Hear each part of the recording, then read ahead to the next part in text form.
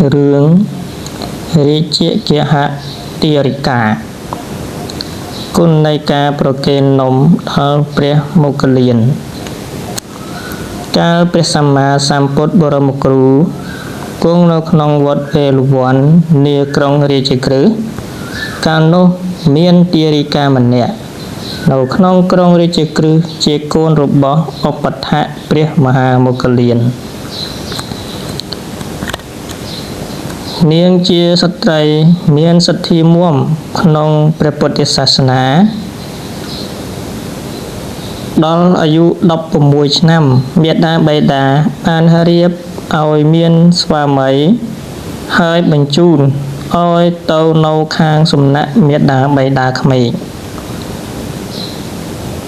មាតាបិតាក្មេកជាមនុស្សមិច្ឆាទិដ្ឋិមានចិត្តរពឹងរឹងរូសមិនជ្រះថ្លាក្នុងព្រះពុទ្ធសាសនាថ្ងៃមួយព្រះមហាមុគលាននិមន្តបិណ្ឌបាតក្នុងភូមិនោះនាងកូនប្រសាបានឃើញហើយក៏ចុះទៅនិមន្តឲ្យឈប់នៅមុខផ្ទះរបស់ខ្លួនទើបនាង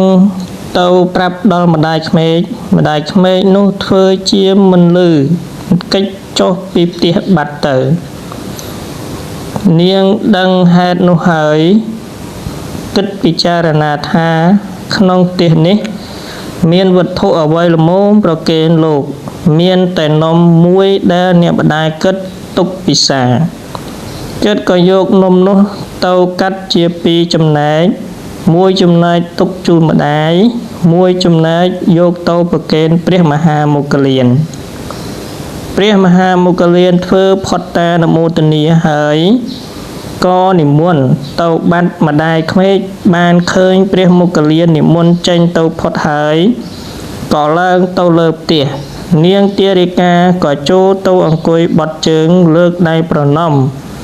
ជូនបុណ្យដែលបានប្រគេននំដល់ម្ដាយក្មេកម្ដាយក្មេកខឹងខ្លាំងណាស់ក្រឡេកមើលទៅគៀនជញ្ជាំងឃើញអង្រែមួយក៏ចាប់អង្រែនោះសំពងកូនប្រសាត្រូវត្រង់អង្គញ់ស្មាស្លាប់ក្នុងពេលនោះទៅកូនប្រសានោះបានទៅកើតក្នុងស្ថានតាវតឹងថ្ងៃមួយព្រះមុគលាននិមន្តទៅស្ថានតាវតឹងបានឃើញនាងទេពធីតាស្ថិតនៅក្នុងវិមានមាសមានស្រីទេពអប្សរ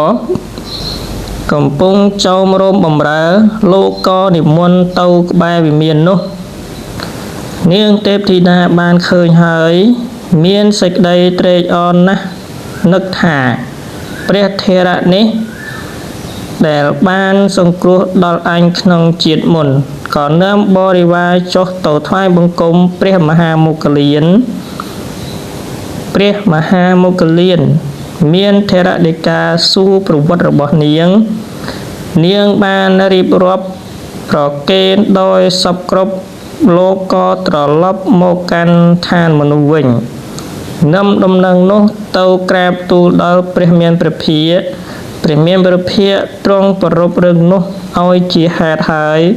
ក៏សម្ដែងនៅអានិសង្សរបស់ទានជាភ័យភាពក្នុងពេលនោះ